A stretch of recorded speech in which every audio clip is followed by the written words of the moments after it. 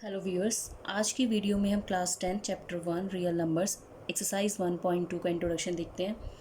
तो इसमें थ्योरम 1.2 है जो कि है फंडामेंटल थ्योरम ऑफ अरिथमेटिक।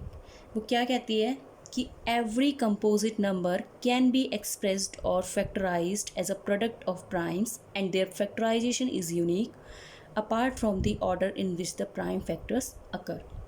तो इस थ्योरम को करने से पहले आपको ये पता होना चाहिए कि कंपोजिट नंबर क्या होते हैं।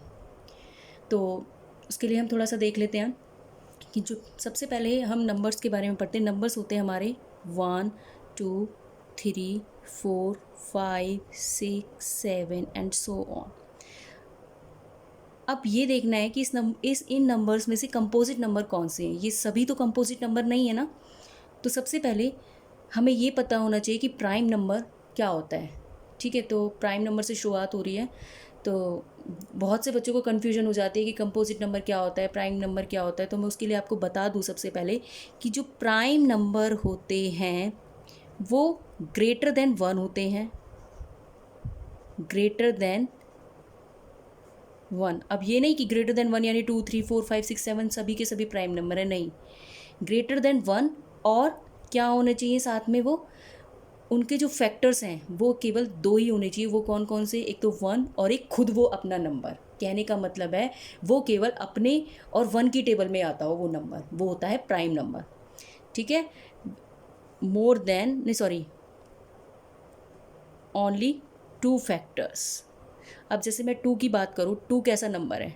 2 को मैं लिख सकती हूँ 1 मल्टीप्लाई में 2, या ये तो 1 की टेबल में आता है या खुद की टेबल में आता है 2। तो ये कैसा नंबर हो गया? एक प्राइम नंबर हो गया। अब बारी आती है 3 की। तो 3 1 इंटू 3, तो ये 1 की टेबल में आता है और 3 की टेबल में आता है। तो ये कैसा नंबर हो गया? Prime number. अब 4 की 1 की टेबल में आता है, 2 की टेबल में आता है, 4 की टेबल में आता है। तो ये तो हो गए प्राइम नंबर, ये तो प्राइम नंबर की कंडीशन होगी। अब 2 एक्स्ट्रा इसमें, तो यानी इसके मोर देन 2 फैक्टर्स हो गए। अब जिसके मोर देन 2 फैक्टर्स होते हैं वो कैसा नंबर होता है? वो होता है कंपोजिट नंबर। कैसा नंबर होता है वो? Composite number. तो कंपोजिट नंबर की डेफिनेशन समझ में आई? कंपोजिट नंबर की डेफिनेशन होती है जिसके मोर देन 2 फैक्टर्स होते हैं। 1 से बड़ा नंबर होना चाहिए और उसके फैक्टर्स कितने होने चाहिए? More than 2। और वो तीसरी कंडीशन क्या हो गई? प्राइम नंबर नहीं होना चाहिए। तो कंपोजिट नंबर के लिए मैं आपको बता दूं, कंपोजिट नंबर के लिए कंडीशन है हमारे पास, एक तो वो ग्रेटर देन 1 होना चाहिए, मोर देन 2 फैक्टर्स होने चाहिए, और तीसरी कंडीशन है वो क्या होना चाहिए? प्राइम नंबर नहीं होना चाहिए। प्राइम नंबर नहीं होना चाहिए। अगर प्राइम नंबर हो गया तो वो कंपोजिट नंबर नहीं होगा। क्यों? क्योंकि प्राइम नंबर के तो केवल 2 ही फैक्टर्स होते हैं और कंपोजिट नंबर के मोर देन 2 फैक्टर्स होते हैं। तो आप कोई भी नंबर ले लो, आप सपोज 8 ले लो। 8 के अगर मैं फैक्टर्स करूं तो क्या होंगे? 8 के फैक्टर्स होंगे 2, 2 ज़ा 4, 2 ज़ा 8। ठीक है, तीनों नंबर प्राइम है लेकिन मोर देन क्या है? 3, मोर देन 2 फैक्टर्स है। तो ये कैसा नंबर हो गया? कंपोजिट नंबर हो गया। ठीक है, अब इस डेफिनेशन में यही बोला गया है कि every composite number can be expressed और factorize as a product of primes. Composite number, कोई भी आपने कंपोजिट नंबर ले लिया, आपने 8 ही कंपोजिट नंबर लिया था कि इसके मोर देन 2 फैक्टर्स है तो ये कंपोजिट नंबर है। तो कंपोजिट नंबर के आप फैक्टर्स करोगे तो ये हुए फैक्टर्स इसके 2 इंटू 2 इंटू 2, है ना?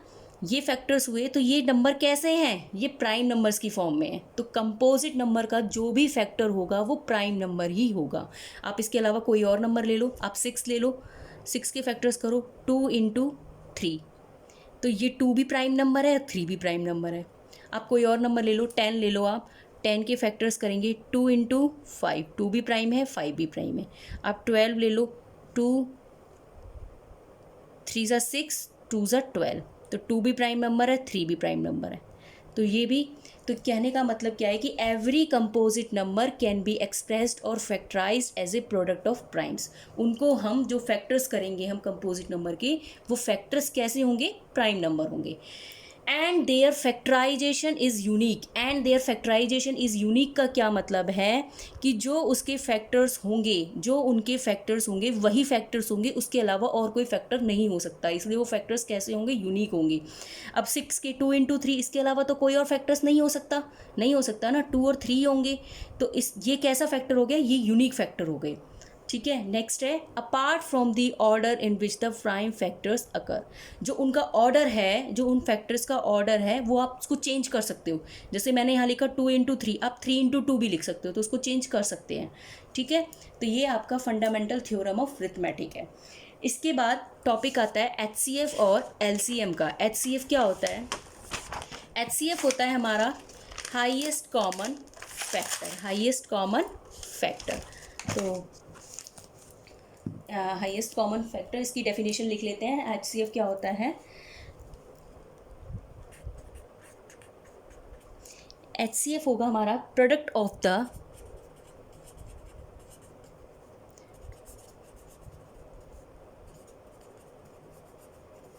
Smallest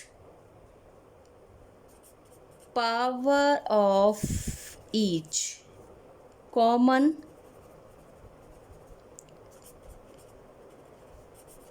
prime factor in the numbers.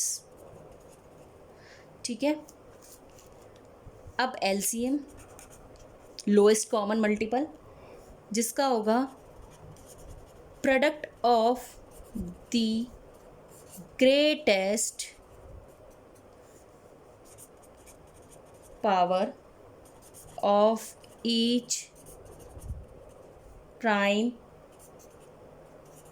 Factors involved in the numbers.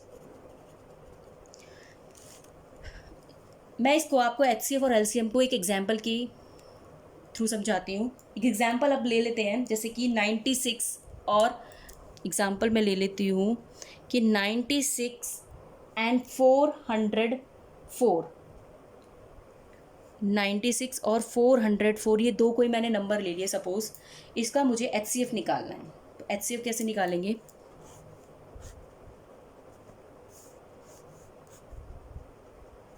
सबसे पहले एक 2 से डिवाइड करेंगे, छोटे नंबर से करते हैं। 2 4 ज़ा 8, अगेन 2 से,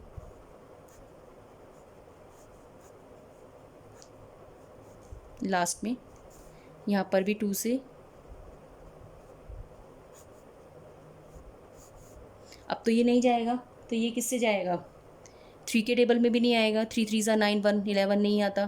फिर किसकी टेबल में जाएगा? ये 101 तो किसी की टेबल में आता ही नहीं है, तो क्या हो गया, ये 101 से ही जाएगा। ठीक है, तो 96 के फैक्टर्स हमारे पास हो गए 2 into 2 into 2, 5 times 2 and 3 1 times only 3। 404 के हो गए 2 इंटू 2 इंटू 101। अब HCF के लिए हम क्या देखते हैं, इनमें इन दोनों में कॉमन कौन कौन है? ये 2 कॉमन है और ये वाला 2 कॉमन है। तो जो कॉमन पार्ट है उसको 1 टाइम लिख लो। ये वाला हो गया 1 टाइम, ये वाला 1 टाइम, तो हमारा इसका HCF हो गया 4। HCF क्या निकल के आ गया हमारे पास? 4। इन दोनों इंटीजर, ये इंटीजर ही तो है, पॉजिटिव इंटीजर, जिनका HCF क्या आ गया हमारे पास? 4। अब मैं LCM की बात करूँ, LCM क्या होता है? जो ये कॉमन पार्ट है इनको 1 टाइम लिखना है। ये कॉमन वाला पार्ट आ गया, इसको 1 टाइम, और ये वाला कॉमन पार्ट इसको 2 टाइम, इसको 1 टाइम। ठीक है, एक बार लिख दिया। अब जो बाकी के नंबर्स रह गए उनको भी यहाँ पर लिखना होता है। क्या नंबर रह गए यहाँ पर? 2, यहाँ पर भी 2, ये वाला भी 2, ये वाला 3, और इस वाले में से 101। ठीक है, इन सभी को मल्टीप्लाई करेंगे। इन सबको मल्टीप्लाई करके हमारे पास क्या आएगा वो देख लेते हैं। 2 2 ज़ा 4, 2 ज़ा 8, 2 ज़ा 16, 16 2 ज़ा 32, 32 3 ज़ा यहाँ पे मल्टीप्लाई कर लेंगे 96। अब 101 की 96 से मल्टीप्लाई करेंगे तो 9696 हमारे पास क्या आ गया? नंबर आ गया LCM। ठीक है, ये एक मेथड हो गया। एक मेथड और है, इन्हीं दो नंबर्स का मैं आपको, अगर ये तो हो गया काफ़ी मल्टीप्लाई करनी पड़ी, एक इजी तरीका और है वो देख लेते हैं। वो क्या है कि product of two numbers is equal, वो जो दो नंबर, जैसे ये दो नंबर दे रखे हैं तो इन्हीं का प्रोडक्ट इज इक्वल टू में HCF इंटू LCM।